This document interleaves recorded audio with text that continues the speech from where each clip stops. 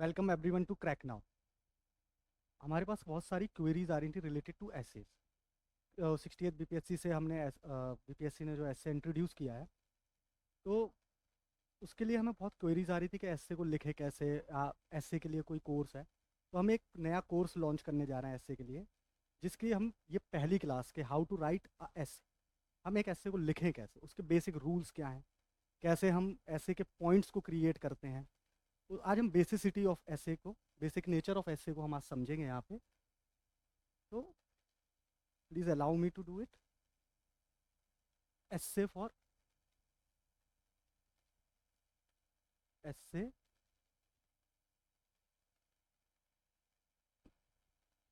Basically essay है क्या, what is a एसे।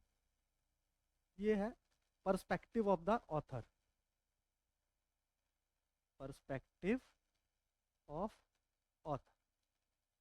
किसी भी एक पर्टिकुलर टॉपिक पे जो ऑथर है, जो राइटर है, उसका पर्सपेक्टिव क्या है, उसको बताने का तरीका या जानने का तरीका है एसे। तो जो आप लिख रहे हैं, आपका पर्सपेक्टिव क्या है, वो आप जो किसी भी फॉर्म में बताते हैं, तो उसको हम ऐसे कहते हैं। ऐसे को लिखने के लिए बेसिकली तीन चीज़ों में हम इसको डिवाइड रखते हैं। इंट्रोडक्शन होता है पोर्शन, सेकंड पोर्शन होती है बॉडी, थर्ड पोर्शन होता है conclusion. Introduction, body, conclusion. Introduction अगर आपको लिखना है, तो इंट्रोडक्शन को लिखने के लिए इंट्रोडक्शन, आप इस किसी भी ऐसे पे जो भी उसने अगर आपसे पूछा है, उसमें उसकी बैकग्राउंड इन्फॉर्मेशन को बताता है। उसकी बैकग्राउंड इन्फॉर्मेशन क्या है, कोई भी टॉपिक दे रहा है, उसकी बैकग्राउंड इन्फॉर्मेशन को आप यहाँ पर डिस्कस करते हो।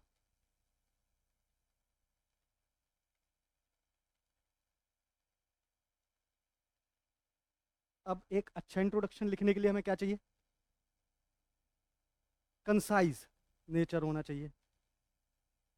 मीन्स जैसे बीपीएससी में हमसे 700 to 800 वर्ड्स का ऐसे पूछता है, तो maximum 50 words to 70 words, maximum 70 चला गया, उतने के अंदर 50 शब्द के अंदर आपको उसकी इंफॉर्मेशन को देना है, कंसाइज नेचर रखना है इसको, इससे ज़्यादा उसको नहीं लिखना है। तीसरी चीज़ में क्या होनी चाहिए कि जो इंट्रोडक्शन है, वो एसे का जो एसेंस है वो बताना चाहिए। मीन्स एसे का जो पर्पस क्लियरली स्टेट कर देना चाहिए, यानी आपका पर्सपेक्टिव जो भी रहेगा, जिस पर्पस से आप ऐसे लिख रहे हो, वो आपके इंट्रोडक्शन में ही स्टेट होना चाहिए। तो ये तीन चीज़ें, इसके अलग अलग तरीके से लिखने का होता है, वो अभी हम लेटर ऑन क्लास में डिस्कस करेंगे। बट बेसिक जो है वो क्या है कि बैकग्राउंड इन्फॉर्मेशन को बताना किसी भी ऐसे में। सेकंड, उसको हमें क्या रखना है, कंसाइज नेचर रखना है। तीसरा क्या करना है, स्टेट करना है अपना जो भी हमारा पर्सपेक्टिव है, या जो भी पर्पस के लिए हम ऐसे को लिख रहे हैं, उसको स्टेट करना इंट्रोडक्शन में करते हैं। बॉडी,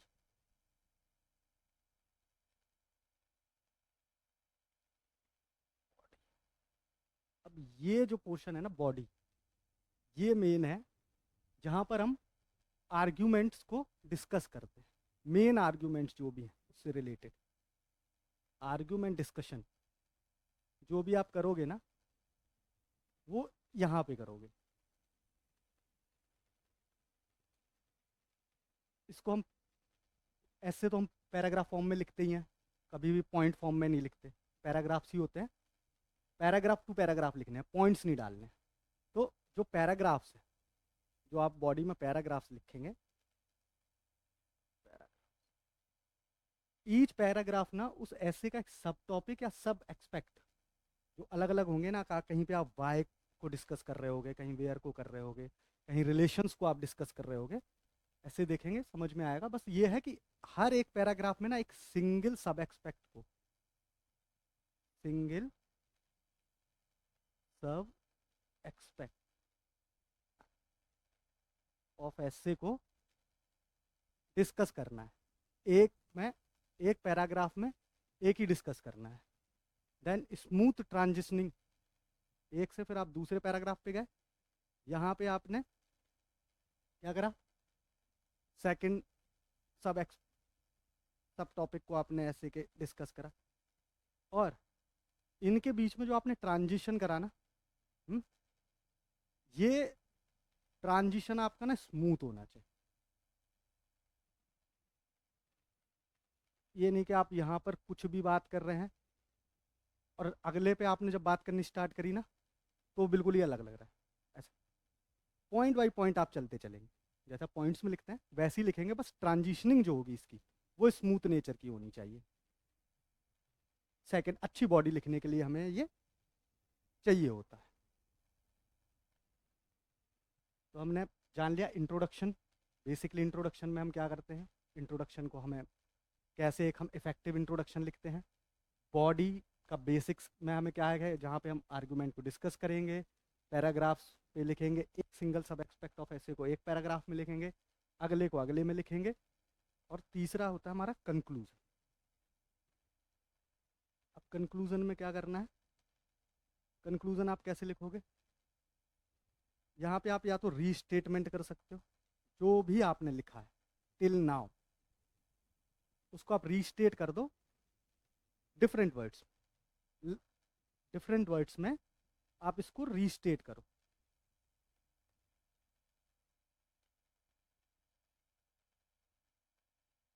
या समराइज कर दो, आप जो भी आपने बताया है उसको पूरे को लास्ट में आप समराइज कर दो। तीसरा आप क्या कर सकते हैं कंक्लूजन के लिए, किसी भी एक लार्जर कंटेक्स्ट से कनेक्ट कर दो ऐसे को, किसी कनेक्ट ऐसे with larger context. For example मान लो एग्रीकल्चर के ऊपर ऐसे आया, ठीक है, एग्रीकल्चर के ऊपर ऐसे था, आपने उसको डिस्कस करा, पूरा ऐसे लिखा, लास्ट में आपने क्या करा कि जब इसको फाइनलाइज आपने कंक्लूड करा ना, एग्रीकल्चर को आपने नेशनल सिक्योरिटी के साथ, नेशनल सिक्योरिटी के साथ कनेक्ट कर दिया और अपना कंक्लूजन बनाया, जानेंगे, ठीक है। ये तो 3 तरीके हो गए जनरल तरीके जिनसे आप कंक्लूजन लिख सकते हो। अब कंक्लूजन में आपको ना जो एक अच्छा कंक्लूजन जो होगा ना, उसके लिए आपको ना जैसे कुछ कोट्स याद करने पड़ेंगे, कुछ कोट्स जानने पड़ेंगे, क्योंकि आप जब भी एंड करो ना इसको, जब भी एंड करो अपने कंक्लूड को, एक स्ट्रॉन्ग सेंटेंस के साथ इसको एंड करो। एक स्ट्रॉन्ग सेंटेंस होना बहुत इंपॉर्टेंट है। तो कुछ कुछ कोट्स याद करके रखेंगे। वैसे हम लोग आपको, अगर हमारे आप क्लासेस को ज्वाइन करते हो तो हम थीम वाइज ना आपको कोट्स प्रोवाइड कराएंगे, डेटा प्रोवाइड कराएंगे, कोट्स प्रोवाइड कराएंगे। तो आप स्ट्रॉन्ग सेंटेंस के साथ या कोट के साथ, किसी भी कोट के साथ इसको एंड करो। और कंक्लूजन में और क्या नहीं करना है, हाँ एक चीज़ नहीं करनी है, कोई भी नया पॉइंट, न्यू पॉइंट ना इसमें आपको ऐड नहीं करना, इधर कुछ नया नहीं लिखना है आपको, जो लिखना है वो यहाँ लिखना है आपको।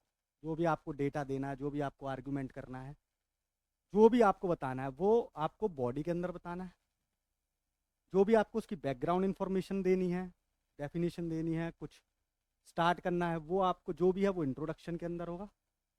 और कंक्लूजन जो होगा, जहाँ पे आप कंक्लूड करोगे, वहाँ पर कोई न्यू पॉइंट या न्यू इन्फॉर्मेशन आप नहीं दोगे, ठीक है। तो आप कैसे कैसे कंक्लूड कर सकते हो, रीस्टेट कर दो डिफरेंट वर्ड्स के साथ अपना पूरा जो आपने लिखा है, समराइज कर दो आप जितने आपने पॉइंट्स को, जो भी आपने वहाँ पे डिस्कस करा है उसको शॉर्टर फॉर्मेट में आपने समराइज कर दिया। तीसरा क्या करा आपने, इसको कनेक्ट कर दिया लार्जर कंटेक्स्ट के साथ, और एंड करा स्ट्रॉन्ग सेंटेंस के साथ, कोई कोट के साथ। तो ये हमारा बेसिक जो एस्से का फ्रेमवर्क है, वो ये 3 चीज़ें होती हैं जो कि एस्से के अंदर होती है। अब एस्से किस किस टाइप के आ रहे हैं, देखिए बेसिकली 2 टाइप के एस्से आते हैं, मतलब होते ही दो टाइप के हैं, ये आते हैं ऐसे। एक तो होंगे आपके थीमेटिक बेस्ड, यानी थीम बेस्ड। थीमेटिक यानी जो कि आपको हमारे जो जीएस का कोर्स है ना, जीएस के जो टॉपिक्स हैं उन्हीं से मिल जाते हैं। दूसरे होते हैं फिलोसफिकल, जो थर्ड सेक्शन भी है ना बीपीएससी का, जिसमें वो बिहार की लोकोक्तियाँ देता है, वो भी आपका फिलोसॉफिकल के अंदर ही आ जाता है। यहाँ से थीमेटिक में क्या आएंगे, आपकी थीम्स आएंगी, डिफरेंट थीम्स आएंगी। मान लो कोई आपका ऐसे आया हेल्थ के ऊपर आ गया, ठीक है, या एग्रीकल्चर के ऊपर आया, या क्लाइमेट चेंज के ऊपर आया, वुमेन एंड रिलेटेड प्रॉब्लम,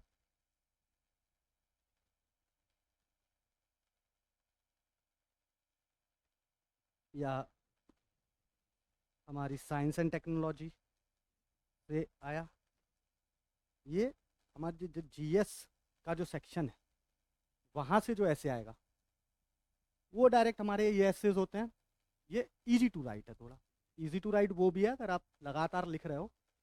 अगर आप लिख रहे हो है वही चीज़, लिखना वैसे ही है, बस इसमें क्या है आपके पास थोड़े से पॉइंट्स हैं, थोड़ा सा डेटा रहेगा, थोड़े से कोट्स रहेंगे, वो आप डाल सकते हो। अगर आपकी प्रैक्टिस है तो ज़्यादा बेहतर से लिख सकते हो। अब सेकंड होते हैं फिलोसॉफिकल एसेस। इसमें क्या होगा, वो आपको एक स्टेटमेंट दे देगा, ठीक है, कोई भी एक स्टेटमेंट दे दिया, मान लो जैसे उसने दे दिया B the change you want to see in the world, you want to see in the world। अब ये एक स्टेटमेंट दे दिया। फिलोसफिकल एसेस में हमें क्या करना होता है, हमें एक थीसिस स्टेटमेंट निकालना होता है।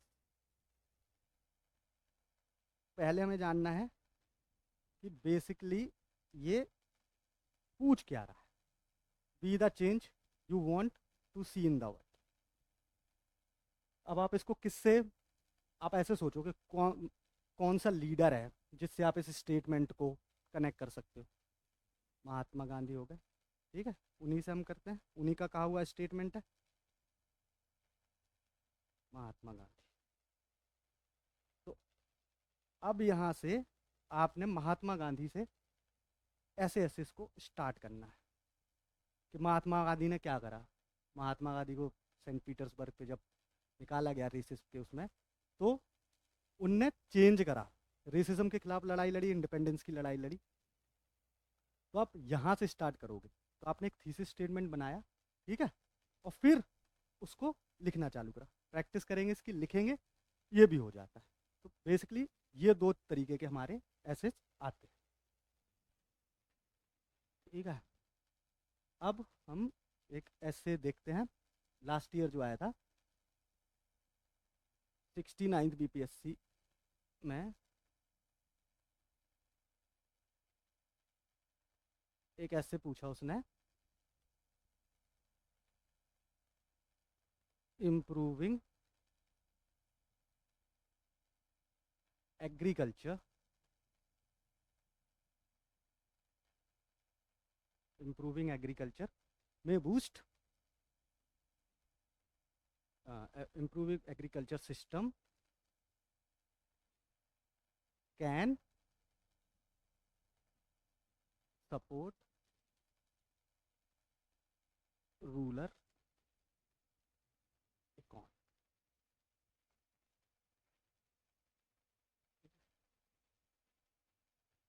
69 बीपीएससी का ये ऐसे का टॉपिक था हमारा।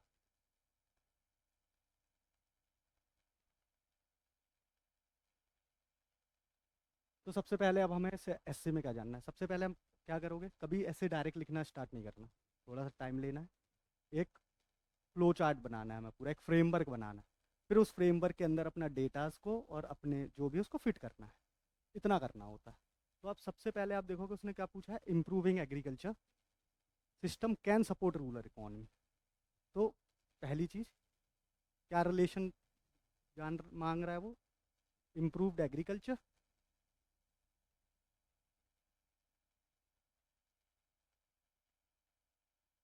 का रूरल इकोनॉमिक्स पे, रूरल इकोनॉमी पे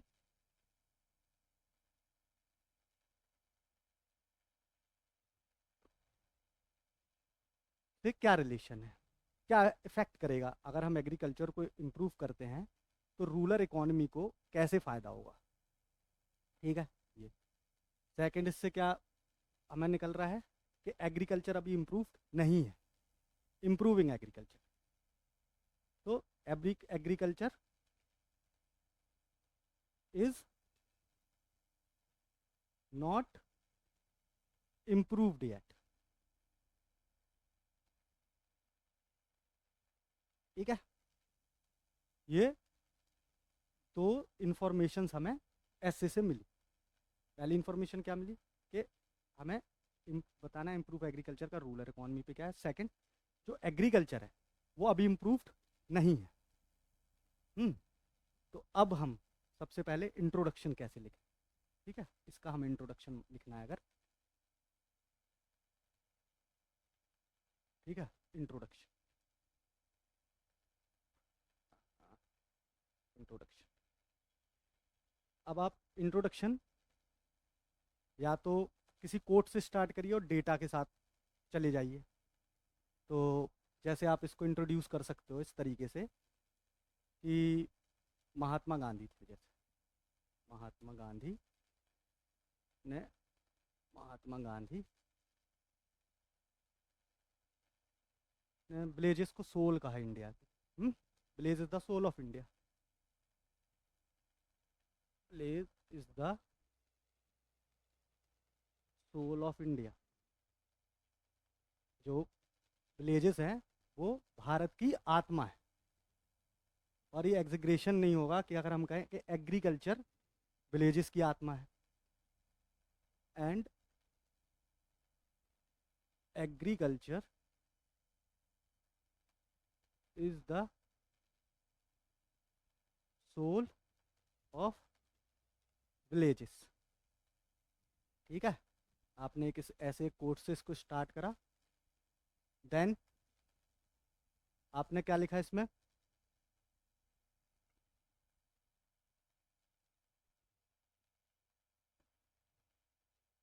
थोड़ा इंडियन सिविलाइजेशन को फिर कनेक्ट करा कि इंडियन सिविलाइजेशन में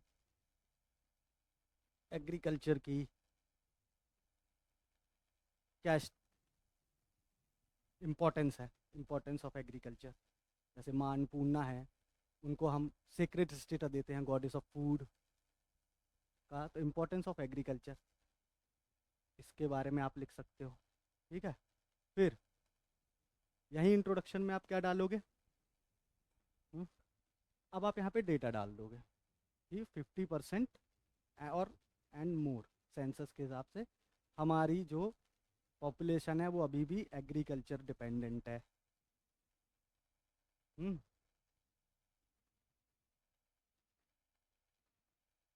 तो आप ऐसे करके अपना एक इंट्रोडक्शन की फॉर्मेशन कर लोगे कि कोड डाला, कनेक्शन बताया, एक डेटा डाला और आपने इंट्रोड्यूस कर दिया। एक तो ये तरीका हो गया। सेकंड क्या हो गया, और क्या कर सकते हैं,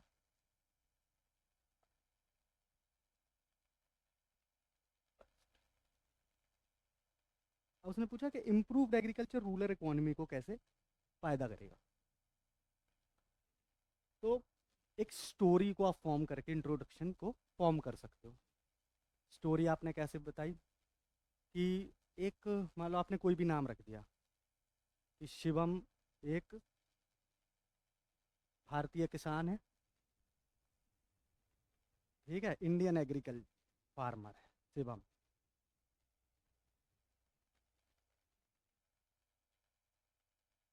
वर्सेस एक यूएस का किसान है हैरी। हम्म एक हैरी है यूएस का। इन दोनों की लाइफ में क्या क्या डिफरेंस है। शिवम के पास खाने को नहीं है, पोवर्टी है उसके पास, अनएजुकेटेड है, हम्म,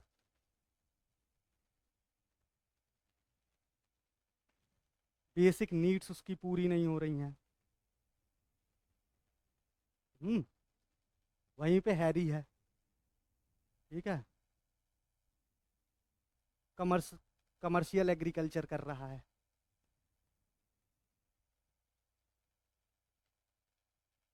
सारी मूलभूत जो भी चीज़ें उसको चाहिए है, अच्छा एजुकेशन को अफोर्ड कर रहा है। हम्म, लाइफ की सारी नीड्स उसकी पूरी हो रही हैं। तो इस तरीके से आपने एक इंडियन एग्रीकल्चरिस्ट और यूएस के एक फार्मर के बीच में आपने एक स्टोरी बताई।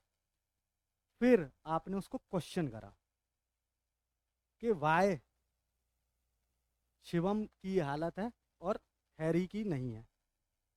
हम्म, ये यहाँ से जो आप करोगे ना, फिर आप बताओगे कि why it is necessary to improve agriculture,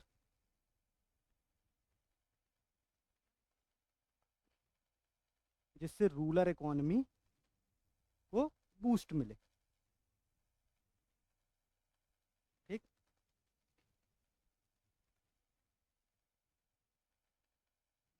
ऐसे आपने एक इंट्रोडक्शन को आपने बनाया। फिर सेकंड, अब आप क्या डिस्कस करोगे इसमें?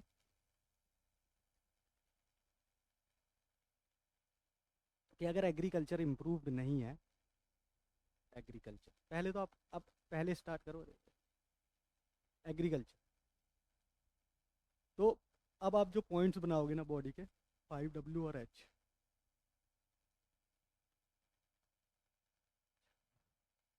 कि जो एग्रीकल्चर है वो वाई इम्पोर्टेंट है, उसकी टाइमलाइन क्या है, व्हेन, हाउ हम उसको इम्प्रूव कर सकते हैं। ये आप यहाँ से आप डायमेंशंस को क्रिएट करो। पहला, उसकी सिग्निफिकेंस, एग्रीकल्चर की सिग्निफिकेंस क्यों है, कब से है, कैसे और उसको इम्प्रूव किया जा सके। ये आप सिग्निफिकेंस को सबसे पहले एग्रीकल्चर की, ठीक है, करोगे। हम्म, तब आपने सिग्निफिकेंस के एम्प्लॉयमेंट प्रोड्यूस करता है, ठीक है, फूड सिक्योरिटी प्रोवाइड कराता है। सोशियो कल्चरल उसका क्या है इम्पोर्टेंस, कि कितने सारे हमारे जो त्योहार हैं, जैसे बैसाखी है, ओणम है, मकर संक्रांति है, वो एग्रीकल्चर के आसपास ही बने हुए हैं। तो उसकी हम सिग्निफिकेंस को डिस्कस करेंगे। ठीक है। फिर हम डिस्कस करेंगे कि एग्रीकल्चर इम्प्रूव्ड क्यों नहीं हुआ। तो यहाँ पे हम टाइमलाइन को करेंगे, इम्प्रूव है या नहीं है, आप ये डिस्कस करोगे। यहाँ आप डेटा दोगे कि लो लैंड होल्डिंग्स है, लो प्रोडक्टिविटी है एग्रीकल्चर की। ये सारे आप पॉइंट्स दोगे कि why why it need to be improved. उसके बाद आप आओगे इस पॉइंट पे। जब इस सेक्शन को लिख लोगे, फिर आप आगे लिखोगे हाउ इट इज अचीव्ड। अब आप कैसे एग्रीकल्चर को इम्प्रूव कर सकते हो। तो इसमें आप डिफरेंट केस स्टडीज डालोगे।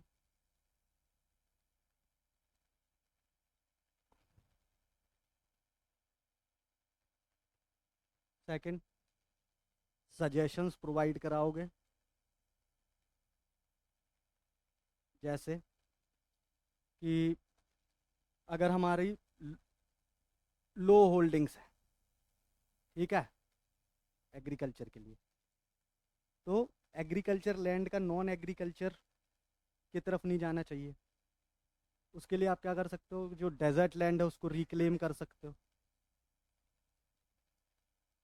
डेजर्ट लैंड रिक्लेमेशन, ठीक है। इसके लिए आप क्या केस स्टडी दे सकते हो, चाइना का green belt programme, Gobi desert में जो उन्होंने चलाया था, चाइना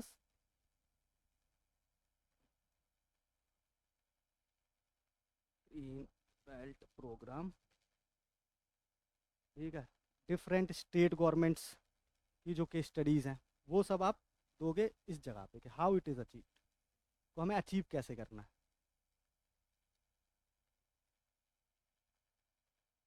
देन अब आएंगे हम रूलर, सेकंड जो सेक्शन है उसका, कि अभी हमने एग्रीकल्चर को डिस्कस कर लिया, अब रूरल इकोनॉमी को डिस्कस करेंगे।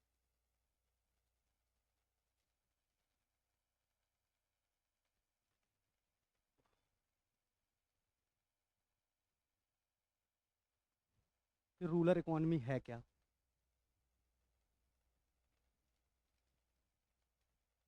व्हाट इज रूरल इकोनॉमी, ठीक है, उसके फीचर्स ही क्या हैं इसको आप डिस्कस करो पहले। What is rural economy. Second, कि उसकी इम्पोर्टेंस क्या है, का करेंट स्टेटस क्या है, और रीलुक की क्यों ज़रूरत है, इस पे रीलुक की क्या ज़रूरत है, क्या क्या दिक्कत है जिसकी वजह से इसको हम रीलुक कर रहे हैं। अगले में पैरा में आप, अगली जगह पे अगले पैराज में आप रूरल इकोनॉमी को डिस्कस करोगे। जब आपने रूरल इकोनॉमी डिस्कस कर ली, एग्रीकल्चर डिस्कस कर लिया, अब कनेक्शन डिस्कस करेंगे हम इम्प्रूवमेंट ऑफ एग्रीकल्चर,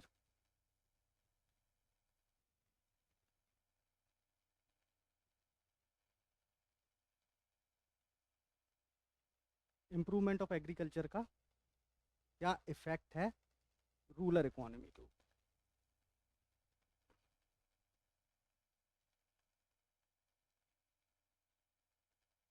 इसके बाद आप इसको डिस्कस करोगे। अब इधर पॉइंट आप कैसे बनाओगे, क्या क्या इफेक्ट पड़ेगा इम्प्रूवमेंट से, इंडिविजुअल लेवल पे क्या इफेक्ट पड़ेगा, एक पर्टिकुलर इंडिविजुअल को क्या फ़ायदा होगा, फैमिली लेवल पे क्या पड़ेगा, ठीक है, सोसाइटल लेवल पे उसका क्या पड़ेगा, एज अ सोसाइटी क्या पड़ेगा, नेशनल लेवल पे उसको क्या चेंजेस आएंगे। इधर से आप पॉइंट्स को क्रिएट करोगे कि इम्प्रूवमेंट ऑफ एग्रीकल्चर का रूरल इकोनॉमी पे क्या क्या इफेक्ट पड़ेंगे। देन गवर्नमेंट एफर्ट्स,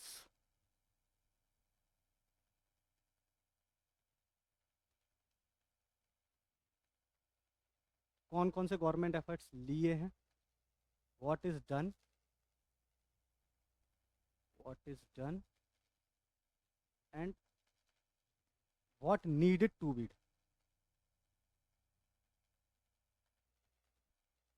ठीक है,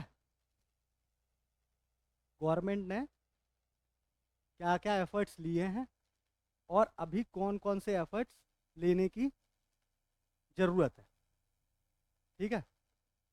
जब इतना आप लिख लोगे, इसके बाद आप करोगे इसको कंक्लूड।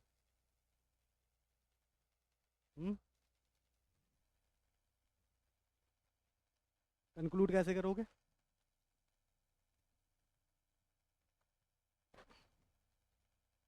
कि एग्रीकल्चर जो है वो बैकबोन है, ठीक है, किसकी, रूरल इकोनॉमी की। Agriculture is the backbone of rural economy. और अगर हमें एग्रीकल्चर को एफिशिएंट करना है, agriculture needed to be efficient,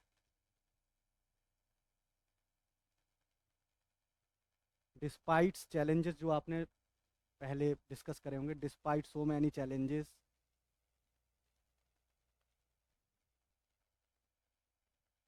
challenges concentrated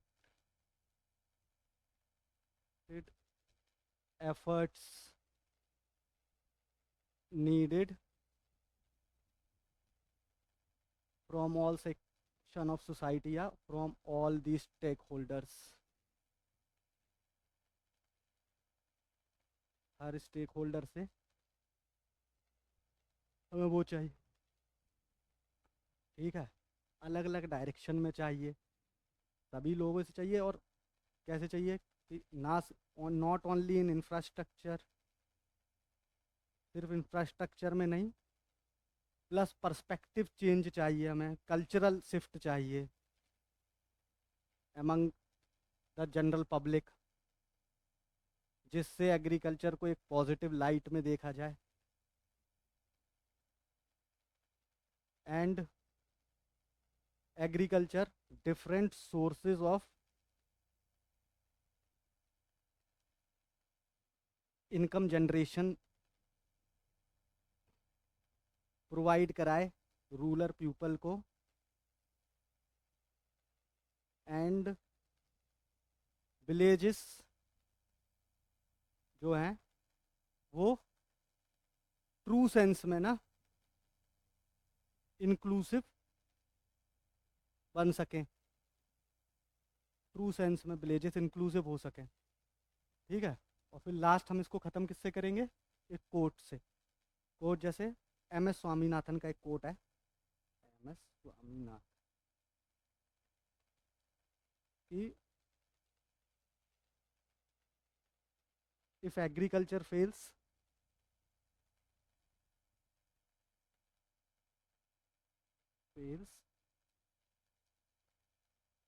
all thing failed.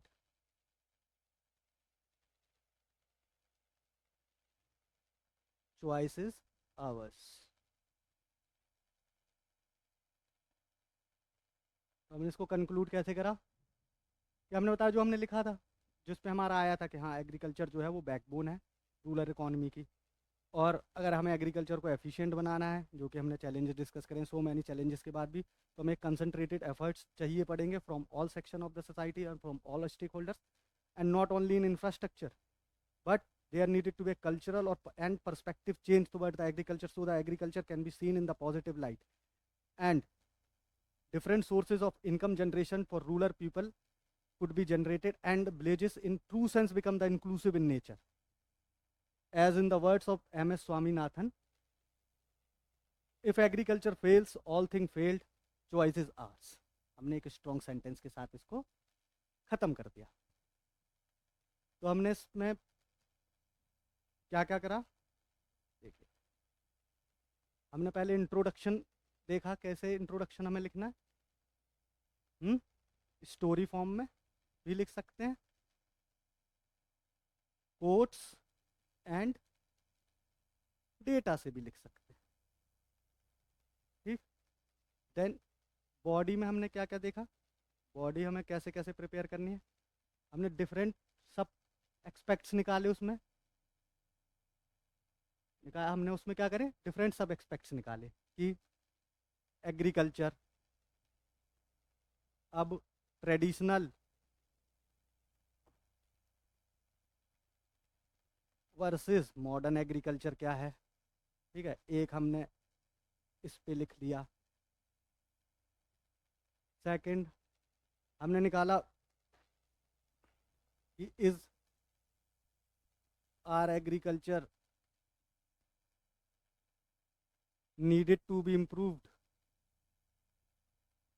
बोला था कि इम्प्रूव्ड एग्रीकल्चर, यानी एग्रीकल्चर अभी इम्प्रूव नहीं है, तो हमें बताना है कि उस नीड है एग्रीकल्चर को इम्प्रूव होने की, नहीं। तो हमने एक एक सब एक्सपेक्ट निकाला कि ट्रेडिशनल और मॉडर्न एग्रीकल्चर में क्या डिफरेंस है।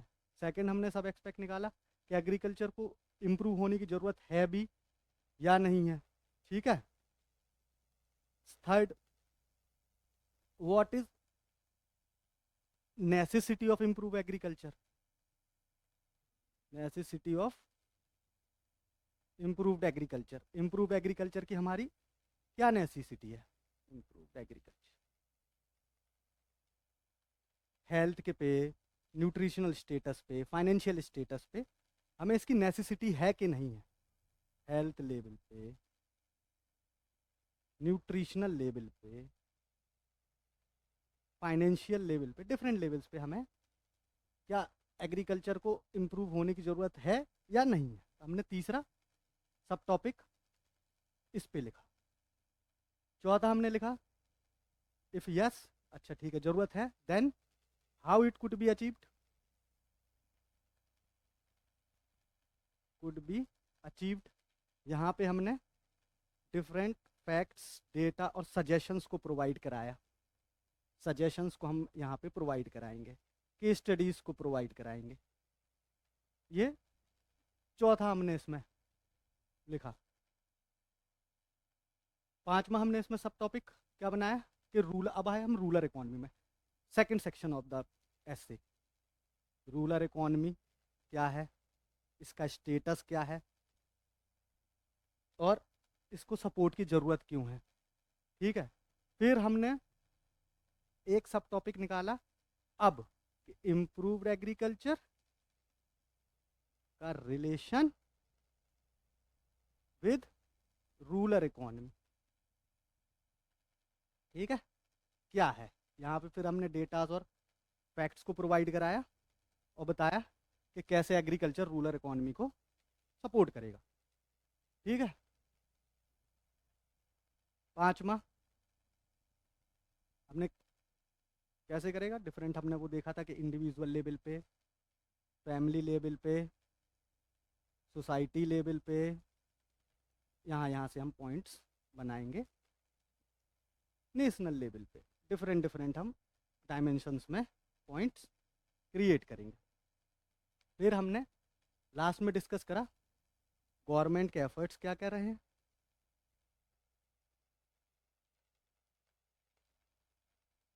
एंड क्या क्या एफर्ट्स गवर्नमेंट को और लेने चाहिए, एंड व्हाट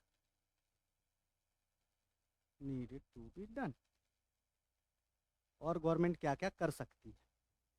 ठीक है, और लास्ट में फिर हमने देखा कि इसको कंक्लूड कैसे करना है।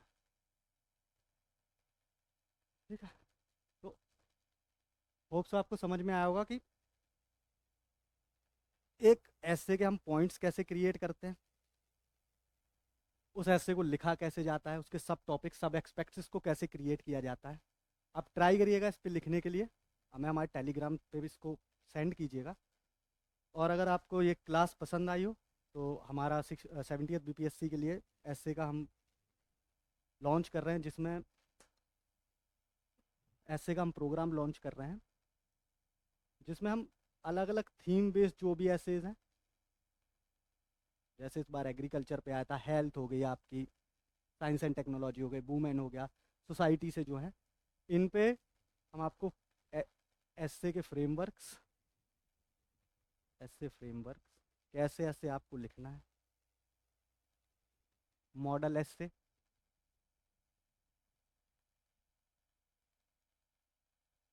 प्लस कोट्स, क्या क्या आपको यूज़ करना है, कहाँ कहाँ पे यूज़ करना है, प्लस डेटा, क्या क्या आपको डेटा आपको डाल के अपने पॉइंट को सब्सटेंटिएट करना है, ये हम प्रोवाइड कराएंगे।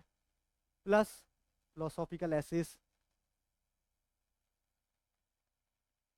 को लिखने के लिए क्या क्या चाहिए आपको, कैसे कैसे आप लिखोगे। देखो ये वाला यहाँ तो आपके पास फिर भी डेटा एटा रहेगा, इसमें भी आपको डालना है, लेकिन ये आपको लिख लिख के ही आएगा, ये तो लिखना ही पड़ेगा आपको थीसिस बनानी पड़ेगी और लिखना पड़ेगा। और सेम ये है, इस पर भी आप जब तक लिखेंगे नहीं, पॉइंट्स क्रिएट नहीं करेंगे, ऐसे होगा नहीं। तो thank you so much, hope so कि आपको ये क्लास अच्छी लगी हो और आपको समझ में आया हो। आगे होप करते हैं कि आप हमसे जुड़ें और हम एक अच्छा प्रोग्राम को कंटिन्यू करें। Thank you so much.